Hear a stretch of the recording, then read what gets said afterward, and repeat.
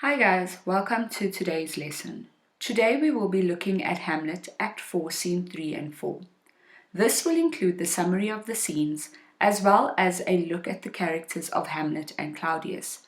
We will also be looking at the contrast between Hamlet and Fortinbras. In the description, I have linked to an audiobook of Hamlet, which can be accessed for free at the moment from Audible. Please look through their selection at the moment to enjoy some great audiobooks during this time. Don't forget to subscribe and turn on your notifications so that you can be notified every time I upload a new lesson.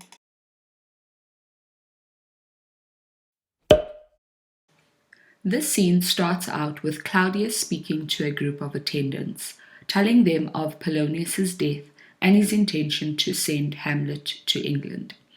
Rosencrantz and Guildenstern then appear with Hamlet, who is under guard. Pressed by Claudius to reveal the location of Polonius's body, Hamlet turns coy and clever, saying that Polonius is being eaten by worms and that the king could send a messenger to find Polonius in heaven or seek him in hell himself. Finally, Hamlet reveals that Polonius's body is under the stairs near the castle lobby, and the king dispatches his attendants to look there. Claudius then tells Hamlet that he must leave at once for England, and Hamlet enthusiastically agrees. Hamlet exits, and Claudius sends Rosencrantz and Guildenstern to ensure that he boards the ship at once. Alone with his thoughts, Claudius states his hope that England will obey the sealed orders he has sent with Rosencrantz and Guildenstern. The orders call for Prince Hamlet to be put to death. As we saw in Act 4, Scene 2, the murder of Polonius and the subsequent traumatic encounter with his mother seem to leave Hamlet in a frantic, unstable frame of mind, the mood in which his excitable nature seems very similar to actual madness. He taunts Claudius, toward whom his hostility is now barely disguised, and makes light of Polonius's murder with word games. He also pretends to be thrilled at the idea of sailing for England with Rosencrantz and Guildenstern. On some level, he is prepared for what is to come.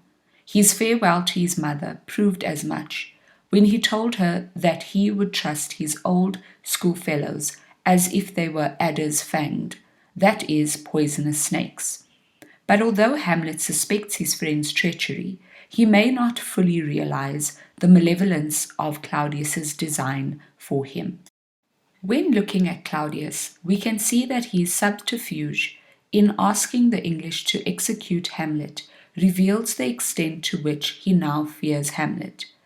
Whether Hamlet is sane or mad, he is dangerous to Claudius, and Claudius wishes him to die. It is also revealing that one of Claudius's considerations in seeking to have Hamlet murdered in far-off England, rather than merely executing him in Denmark, is that he is beloved by the common people of Denmark, loved of the distracted multitude, as Claudius says. Again, where King Hamlet was a brave warrior, King Claudius is a crafty politician, constantly working to strengthen his own power, circumvent threats to his throne, and manipulate those around him to his own advantage. On a plain in Denmark, young Prince Fortinbras marches at the head of his army, traveling through Denmark on the way to attack Poland. Fortinbras orders his captain to go and ask the King of Denmark for permission to travel through his lands. On his way, the captain encounters Hamlet, Rosencrantz, and Guildenstern on their way to the ship bound for England. The captain informs them that the Norwegian army rides to fight the Poles. Hamlet asks about the basis of the conflict, and the man tells him that the armies will fight over a little patch of land that hath in it no profit but the name.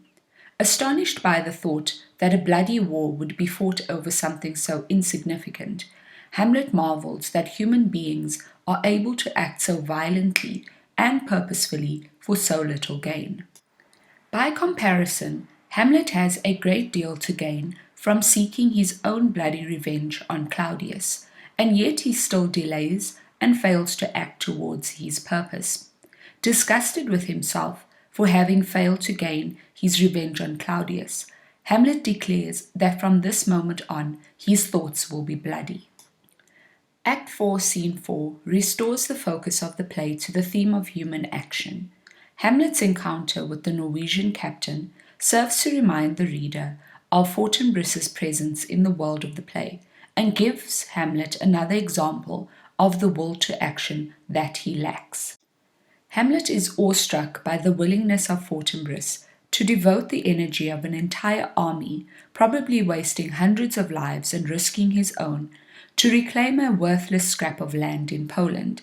Hamlet considers the moral ambiguity of Fortinbris's action, but more than anything else, he is impressed by the forcefulness of it, and that forcefulness becomes a kind of ideal towards which Hamlet decides at last to strive.